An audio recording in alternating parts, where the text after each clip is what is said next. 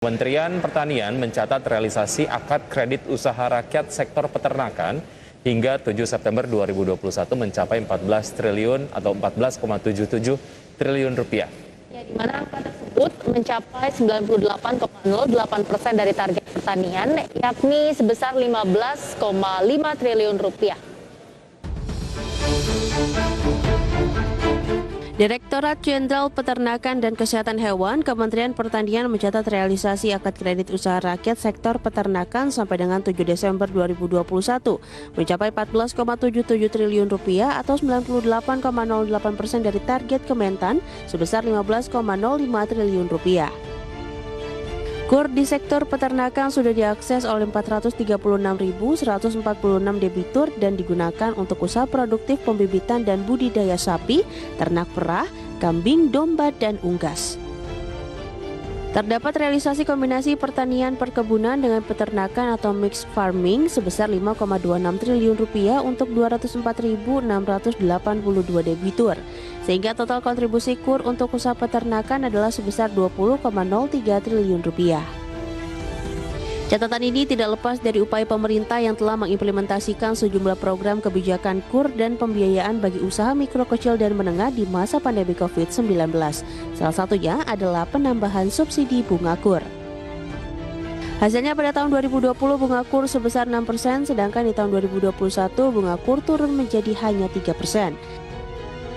Selain itu, Kementan juga melakukan beberapa inovasi lain, misalnya meningkatkan KUR tanpa agunan tambahan dari 50 juta rupiah menjadi 100 juta rupiah. Lalu pemberian fasilitas KUR khusus untuk kelompok komoditas pertanian dan komoditas produktif lainnya dengan perusahaan mitra sebagai bapak angkat atau off-taker. Sebagai catatan, untuk tahun 2021, Kementan telah menganggarkan 26,81 triliun rupiah untuk klaster tanaman pangan, 7,84 triliun rupiah untuk hortikultura, 20,28 triliun rupiah untuk perkebunan, dan 15,05 triliun rupiah untuk peternakan. Diharapkan dukungan KUR dapat membantu mewujudkan cita-cita korporasi petani peternak yang selama ini sedang diusahakan. Berbagai sumber, IDEX Channel.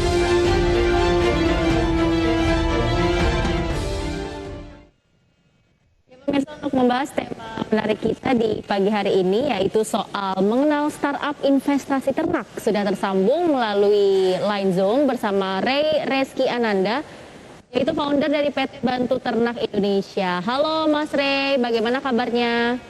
Halo Mbak Mangi, alhamdulillah sehat-sehat terus. Halo juga Mas Riki. Ya, halo, apa kabar? Selamat pagi. Terima kasih sudah bergabung ya, Mas Ray ya.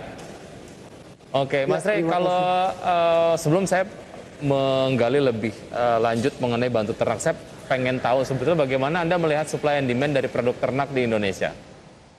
Oke, jadi kalau kami melihat bahwa supply demand produk ternak nih sebenarnya akan jadi primadona ke depan. Kenapa? Karena walaupun tadi selama pandemi kita sempat agak turun tuh secara penghasilan segala macamnya, tetapi nanti ini ke depan akan jadi tinggi sekali karena dari FAO sendiri pun menunjukkan bahwa kita trennya mulai naiknya bakal tinggi banget nih mulai tahun 2020 sampai 2030. Nah, berarti dengan adanya ini otomatis dari sentra konsumsi ini akan meningkat. Nah, berarti dari segi konsumsi ini meningkat, otomatis dari sektor hulunya pun harus diperkuat. Maka dari itu akhirnya memang menurut saya supply demand-nya nih sekarang bakal kuat banget, pun kayak kemarin selama pandemi memang sektor peternakan nggak terlalu tergoncang, tapi mungkin akhirnya tergoncang dari segi transportasinya kayak gitu. Tetapi kalau dari sektor peternakannya sendiri itu masih selalu aman. Lagi-lagi karena peternakan menopang pangannya Indonesia, jadi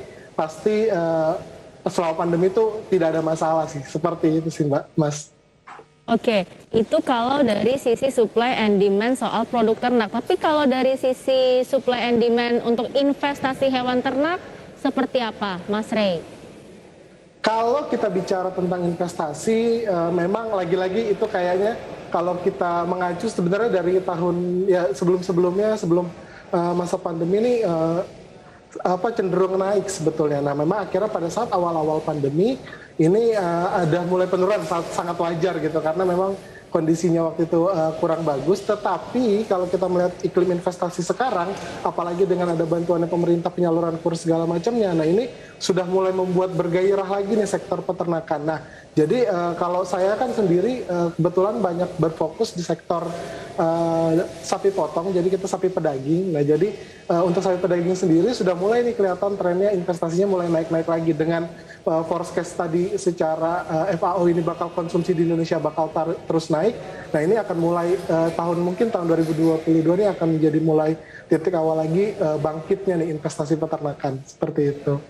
Oke, saya pengen tahu bagaimana sebetulnya Bantu Ternak sendiri hadir menjembatani supply and demand di sisi investasi dan juga di sisi hulunya.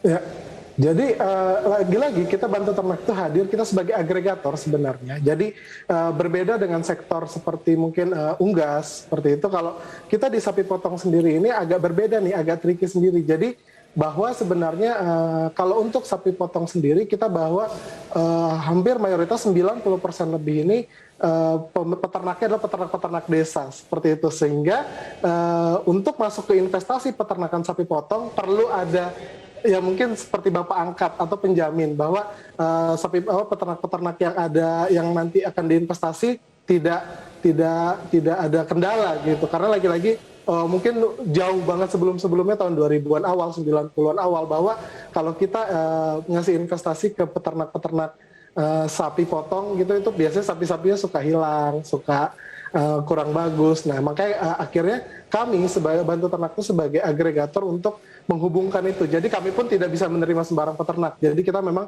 benar-benar mencoba untuk membuat nge-branding peternak bahwa ini peternak kita nih memang layak kok buat diinvestasiin seperti itu. Oke, kemudian sejauh ini sebenarnya para peternak tuh sudah tergantung nggak sih dengan mekanisme yang Anda berikan gitu? Oke, jadi akhirnya kalau dari kami sendiri bahwa yang kami sasar adalah peternak-peternak yang memang secara peternak mereka melihara bagus, karena kebetulan saya backgroundnya peternakan, jadi kami juga melakukan credit scoring bahwa ini peternak-peternak ini layak segala macam. Memang kekurangannya biasanya adalah laporan keuangan. Nah, dari situ sebenarnya kita juga coba ngebimbing buat peternak-peternak ini supaya secara laporan keuangannya diperbaiki, sehingga nantinya ya ini juga bisa kita lakukan juga bahwa ya lama-kelamaan ya biar mereka bisa sendiri gitu. Jadi sekarang ini kita coba membina peternak-peternak yang memang secara beternak bagus, tetapi akhirnya secara keuangan masih kurang nih. Makanya dari situ kita coba nge-branding peternaknya tersebut, kita kasih tahu pentingnya, kita kasih edukasi bahwa laporan keuangan itu penting untuk nanti teman-teman peternak-peternak bisa menerima kredit lainnya seperti itu. Jadi mereka sangat terbantunya di situ, karena memang mereka selama ini rata-rata yang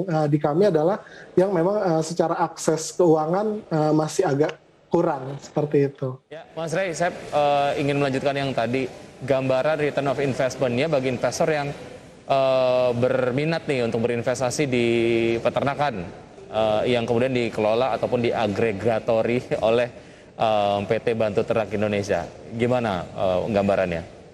Oke, kalau dari kami untuk sekitar ROI-nya, bahwa kalau dari kami ini kan akhirnya kita sebagai penyembatan aja sebenarnya. Jadi memang kalau secara bagian lebih besar akhirnya memang kita akan berikan ke peternak dan dan investornya sendiri gitu ya. Biasanya kalau kita yang selama ini kita bisa lakukan adalah kurang lebih lagi-lagi kondisi di lapangan sangat dinamis sekali, tetapi setidaknya kalau dari kami sendiri kalau untuk investornya aja ya. Jadi kalau in total bisa sampai 30% itu bisa banget per tahun kayak gitu. Tetapi kalau untuk akhirnya di 30-40% itu bisa banget, bagaimana tergantung lagi-lagi performa dari pembiakannya seperti itu. Nah, kalau untuk dari sisi investornya, nah itu bisa range-nya bermacam-macam banget, dinamis banget, bisa dari 10% sampai nanti 20% sendiri tuh bisa sebenarnya kalau untuk ROI-nya ya. Oke, nah terus gimana caranya para investor ini berinvestasi, mekanismenya itu seperti apa gitu? Oke, jadi sebenarnya karena kita sebagai agregator, jadi mungkin mirip-mirip juga. Jadi bahwa kita sebenarnya akhirnya mengumpulkan pengumpulan dana gitu. Jadi pengumpulan dananya cuman kita berasalkan dari tadi mitra-mitra kita juga perbankan segala macamnya. Jadi akhirnya kita ada sekumpulan dana yang akhirnya nanti kita salurkan ke peternak langsung. Jadi mekanismenya adalah bahwa nanti dari sisi dari sisi peternaknya. Jadi kita juga sebenarnya punya aplikasi smartphone untuk memastikan bahwa yang kita sebagai agregator, tapi investor juga bisa tahu secara real time. Jadi akhirnya di awal-awal kita akan uangnya itu kita bagi-bagi. Jadi kita ke peternak tuh nggak ada lagi ngasih uang gitu, tapi secara laporan keuangan kita akan bantu terus. Jadi akhirnya di awal-awal kita akan kasih uang untuk beli sapi kayak gitu kan. Kadang-kadang sapinya malah dari kita juga tuh.